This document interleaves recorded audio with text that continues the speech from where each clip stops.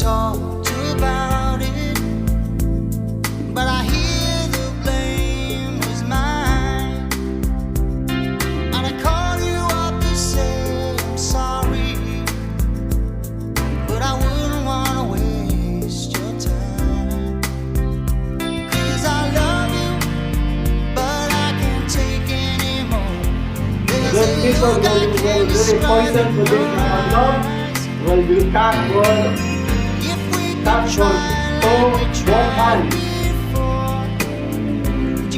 The youngest king will be ordered and guilty to those people. They committed the crimes.